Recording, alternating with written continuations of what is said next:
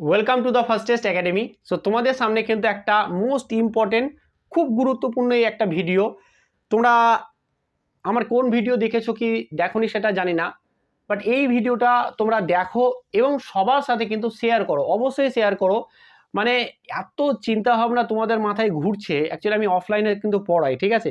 অফলাইনের যে ছেলেপিলেরা আমাকে যে কোশ্চেনগুলো থ্রু করে, আমার কাছ দিকে যে কোশ্চেনগুলো দেয় বা বলে সেই সব কথাগুলো, তার ভিত্তিতে কিন্তু আমি তোমাদের কাছে কিন্তু কোশ্চেনগুলো নিয়েছি, তার ভিত্তিতে কিন্তু তোমাদের সামনে কথাগুলো আমি তুলে নিয়ে আসি। তো এটা বলতে পারো এটা একটা বেনিফিট, যে কি হ্যাঁ আমি বুঝতে পারছি যে তাদের মনে কি চলছে। তোমরা তো অনলাইনে আমাকে দেখছো, আমি তো তোমাদের সাথে কথোপকথনও হচ্ছে না, বুঝতে পারছি না। বাট তারা কিন্তু বিশাল একটা বড় ভুল করতে যাচ্ছে, যেটা আমি কালকে মানে এর আগের দিন বললাম যে না এরকমটাও না। তো ব্যাপারটা হচ্ছে যে কি অফলাইনে বলো অনলাইনেও কিন্তু আমাকে ফোন করে কোনো অনেকে বলেছে যে ভুলগুলো করছো তোমরা, সেই ভুলগুলো খুব গুরুত্বপূর্ণ, মানে বলা যাচ্ছে ওই ভুলের জন্য তুমি চাকরিটাই পাবে না, এমন হতে পারে।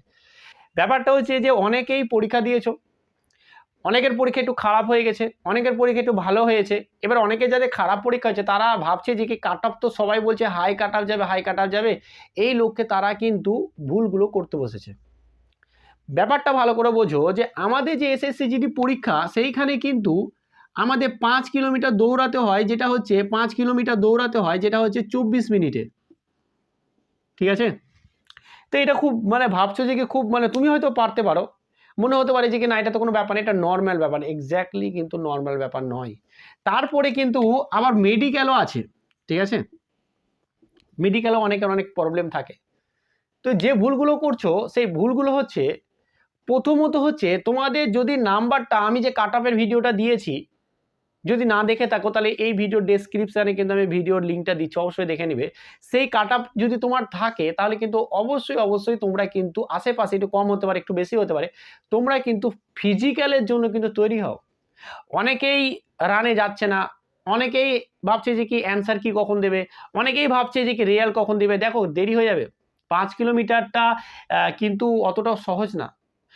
অনেকেই আছে যারা ভালো ভালো এক্সাম দিয়েছে, কিন্তু তারা আবার রান অতটা ভালো পারবে না। আমার দেখা আছে এরকম, আমার দেখা আছে। ওকে, আমি অফলাইনে এসএসসি জিডির জন্যই পড়াই, তো আমার দেখা আছে। ওকে, তো ব্যাপারটা ভালো করে বোঝো। হেভি পড়াশোনায়, দারুণ পড়াশোনায়, কিন্তু তারা রান পারবে না, আমি জানি ভালো করে। পরীক্ষা ফর্ম ফিল আপ করেছে, পরীক্ষা দিয়েছে, ঠিক আছে, খুব ভালো পরীক্ষা আছে, হয়তো পেয়ে যাবে 120 125, কিন্তু রান পারবে না, না পারবে না। তো তারা কোথায় যাবে? তাদের তো নাম্বারটা বাদ হলে তো কাট অফ তো নামবে, তাই না? যে কাট আপ আসবে সেটা থেকে উপরে যাবে, হাই মানে কাট আপ, যে কাট আপটা দিবে তোমাদেরকে রানে, যে কাট আপ যাবে সেই কাট আপের পরে মেডিকেলে সে কাট আপ বাড়বে, আবার বাড়বে। কিন্তু আমার বক্তব্যটা উদ্দেশ্য হচ্ছে এটাই যে কি যারা যারা রানে যাচ্ছে, অনেকেই আছে যারা রান থেকে কেটে পড়বে, তারা পারবে না ওইখানে এসে। তো যাদের তোমাদের একটু হয়তো নাম্বার একটু 19-20 আছে বা একটু কম আছে, তাদের কিন্তু চান্স আছে ওই জায়গাটাই তোমার কিন্তু চান্স পেয়ে যাওয়ার, চাকরিটা হয়ে যাওয়ার। কিন্তু তোমরা কিন্তু এই ভুলটা করো না যে কি না স্যার আমি এইবারের জন্য কিন্তু হয়নি, আমি এবার রান করছি না, আমি এবার মাঠে যাচ্ছি না, আমি কিন্তু আমার পড়াশোনার দিকে মনোযোগ পুরোপুরি দিয়ে দিয়েছি, আমি কিন্তু পড়াশোনা করছি না। এটা করো না। তোমাদের যদি কাট আপের বা নাম্বার, যেটা গত বছর যে কাট আপ এসেছিল সেই কাট আপের আশেপাশে যদি তোমার নাম্বারটা থাকে, আমি বারবার বলছি তুমি ফিজিক্যালটাকে ভালো করে করো।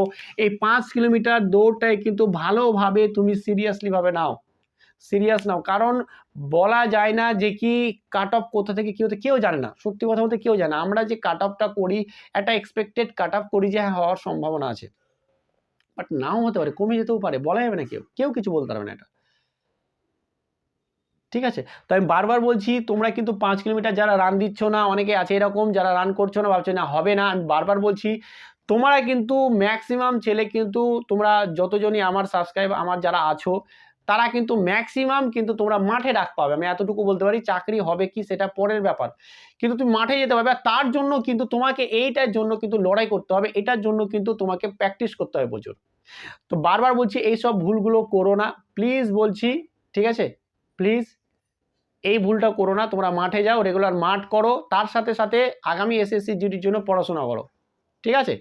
যতদিন না রেজাল্ট, যত কিনা তোমার অ্যাপয়েন্টমেন্ট লেটার পাচ্ছ, ততদিন না তোমাকে তো পড়াশোনা করতে হবে। তো তার জন্য পড়াশোনা করো। এবং এই যে এটা দরকার হলে পড়াশোনা যদি একদিন মিস যাচ্ছে, যা, কোনো অসুবিধা নেই, কিন্তু এইটা কিন্তু একদম মিস করো না ভাই।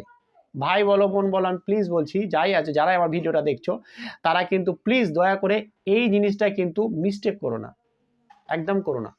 এটা কিন্তু না করলে না মানে মানে বসতেও মানে এমনভাবে আফসোস করে তুমি কিচ্ছু আর কুল কিনার পাবে না। তো তুমি মাঠে যাও। আমার বক্তব্যটা এই কারণে ভিডিওটা আনলাম। অনেকেই প্রশ্ন করছে আমাকে, মানে আমাকে খারাপ লাগছে, আমাকে দুঃখ লাগছে, কষ্ট লাগছে যে কি চলছে তোমাদের ভিতরে।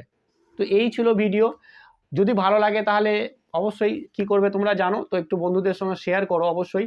কারণ অনেকের এইসব চিন্তা ভাবনাতে না পড়াশোনাও করছে না, রানেও যাচ্ছে না, কিছুই করছে না। অনেকে আছে এরকম, কিছুই করছে না, যে অ্যান্সার কী আশায় বসে আছে, রেজাল্টের আশায় বসে আছে। কি করছো তোমরা? এটা অন্য ধরনের পরীক্ষা নয়, এখানে 5 কিলোমিটার রান আছে, এটা তোমাদের মাথায় সবসময় রাখতে হবে ভাই। প্লিজ মাঠে যাও, দৌড়ো, প্রচুর দৌড়ো।